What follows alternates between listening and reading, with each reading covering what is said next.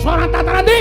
Wong giling kaya sing iso ngundurke perkutur karo Setyaki. Kon tanding nata mantura Prabu Baladewa, ora kelakon tinjung akhire nyawane.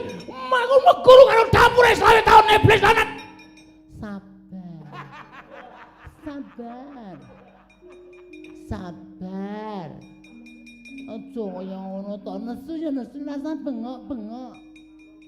Iki sapa iki? Tariem. Kowe prajurit giling kaya.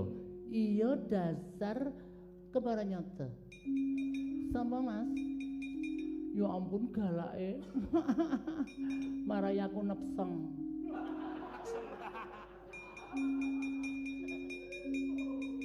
Kowe sing mundurke Werkudara. Ora ya.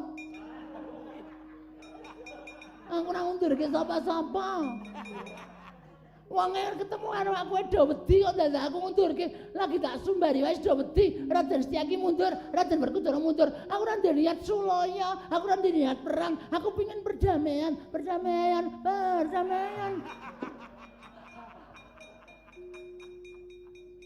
Karemu piye? Aku arep mungsuh srayaning para dewa. Aku srayaning para dewa. Sapa Mas? Baladewa. Wong endi? Ratu Mandura. Kabeh telung karo Baladewa. Waning Pitawasi Jolodrana Wakrasana. Aku wonge, kowe arep ngejawa. Nek pancen sayaning dewa, mungsuhe dudu wong sapa-sapa ning Wadya Gilingaya. Kowe Wadya Gilingaya. Dasar apa? Salah kowe. Menungso ora tataran kowe. Jaluk mondar cara piye kowe?